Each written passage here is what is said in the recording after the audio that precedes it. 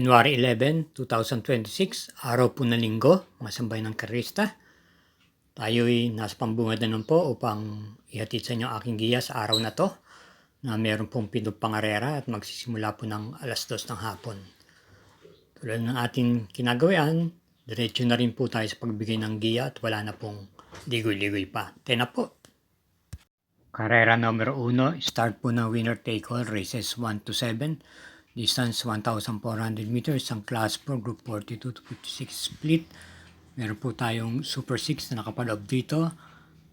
At mag-i-start po ito ng alas 2 ng hapon.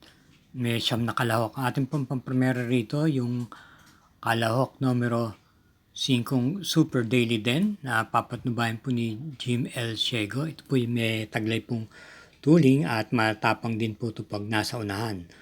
Huling laban niya noong December 31, ito po ay dumating lamang po ng pang-anim patapos makikipag-sabayan sa unahan sa kabayong nanalong Great Barrier Reef.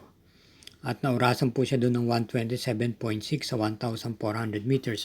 Bilang panigundo naman po natin yung numero 2, Marvelous Maxine, na muling renda ni J.A. Guse. Ito naman po ay kagagaling lamang sa panalo noong last December 31.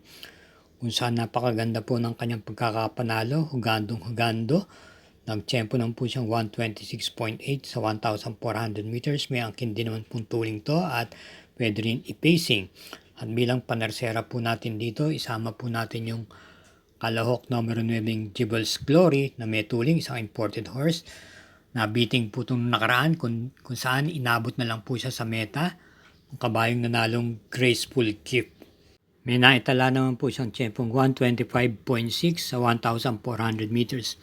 Kaya para rito sa karera numero 1, pampremera numero 5, Super Daily Den, panigunda numero 2, Marvelous Maxine at panersera numero 9, Jubel's Glory. Karera numero 2, may distansyang 1,600 meters. Ito po ay start ng Peak 6, races 2 to 7 and 2026 Piracom Worry Old and Above Imported Local Challenge Race.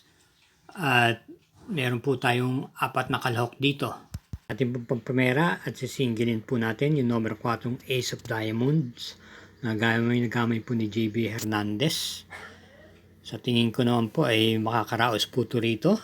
May taglay na tuling to pero matapang po pag nasa unahan ito. Ito po ay galing sa panalo nung nakaraan December 28 sa isang stakes race sa distansyang 2,000 meters.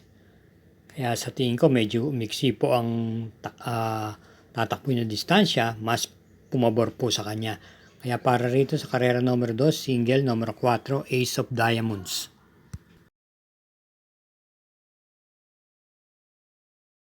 Karera numero 3, isang class 5, 17 to 41 group split with Super 6, distance 1,400 meters. Start ng Peak 5, races 3 to 7, 11 entries. First choice, yung kalahok numero 8, Barekna, na nagagamayin po ni JT Sarate. May angkin pong tuling to. At nung nakaraan huling takbo niya ay hindi lang po maganda ang naging salida o nagkaroon yata ng problema sa aparato. Hindi po yata bumukas. Nung nakaraan huling laban niya kay Just Me. At bilang panigundo naman po natin dito, yung kalahok numero 10, May 10, na muling renda ni J.A. Guse, na segunda lamang po ito nung nakaraan December 29 kay Rocking Bell. Kaya para dito sa karera numero 3, pampremera numero 8, Barekna, panigundo numero 10, May 10. Karera numero 4, start po ng Peak 4, races 4 to 7 with Pentapecta, isang class 4, group 42 to 56 split, distance 1,400 meters. 11 entries with 1 coupled entries, yung numero 1. First choice at single na po tayo dito, yung kalahok numero 4, Anytime Anywhere, na kinambi po kay J.A. Guse ang renda from JM Estorque. Nung nakaraan laban niya, ito po ay dumating lamang ng mga pampito o pang-anim sa isang stakes race na pinalunan po ng kabayang Bus Rocket sa distansyang 1,200 meters. May taglay pong tuling to at pwede rin pong i-pacing. At sa distansyang tatakbuhin, mas pumabor pa po sa kanya, 1,400 meters. Kaya sa akin palagay, ito'y makakaraos po ito rito. Kaya single na po, number 4, anytime, anywhere. Muli po, mga sambayan karista at mga masuging taga-subaybay, huwag tayong makakalimot na kaugalian natin mag-subscribe. Pakishare na rin po ang mga video natin. At hit po natin yung like at notification bell button. Salamat po. Karera numero 5, distance 1,400 meters. Isang class 5, 17 to 41 group split. Meron po tayong Super 6 dito. Binubuo po ng 10 kalahok. Ating pong pampremera dito yung numero 1 Luke Skywalker na muli pong renda ni RB Simplicio. Tumakbo po ito last December 31 kung saan ang nanalo po doon ay si Doña Chichay. Ito'y dumating lamang po ng pang-5 pwesto. Same rider pa rin po. May taglay pong tuling to. At pwede rin pong naman iparimate kung saan nasigundo llamado po sa karerang yon. Pero hindi po masyadong nagpakita ng kanyang buti. Man po natin to rito, baka dito po magpakita ng gilas. At bilang panigundan po natin yung number 7 Batang Kangkalu.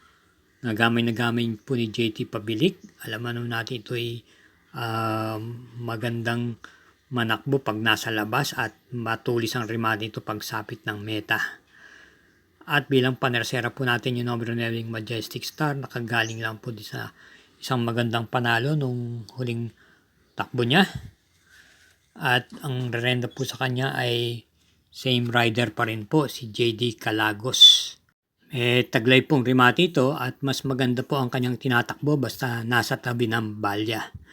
Kaya muli para rito sa karera numero 5, pampremera yung kalahok numero 1 Luke Skywalker, panigundo yung numero 7 Batang Kangkalu at panersera yung numero 9 Majestic Star. Karera numero 6, penultimate race, distance 1,400 meters with Ben Tapekta, isang class 5, 17 to 41 group split. 7 entries. First choice, yung kalahok numero 5, Kentucky Rain, na muling renda ni PM Cabalejo. Ito po ay merong taglay na malakas na remate pagsapit ng diretsahan. At sa akin tingin, ito ay bumaba na rin po ng kanyang pagkakagrupo rito. At bilang panigunda naman po natin dito yung numero 3, Tanging Ikaw, na nagagamay ng po ni DL Camanero Jr., may taglay pong tuling at pwede rin naman pong i-pacing itong kabayong to. Kaya para rito sa karera numero 6, pampremera numero 5, Kentucky Rain at panigunda yung numero 3, Tanging Ikaw.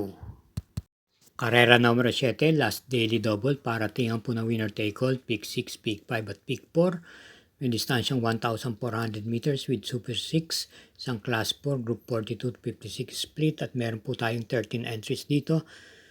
Dalawang coupled entries, yung numero 2 at numero 4. Ating pong pampremera rito yung numero 4, Big Battle at Persian Life na coupled entries.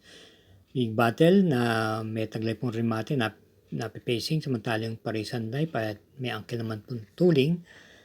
Yung si Big Battle po ay tumakbo ito nung last November at ito po ay dumating po ng segunda pwesto sa kabayang nalong Rio Roclidon. Si MP Lapil po ang nagdala ng renda. Ngayon po kinambyo kay PR Dilema. At yung coupled entries ng Parisian Life, alam naman natin ito'y may tuling. Maring isa na rin po siya sa magdala ng marcha sa unahan.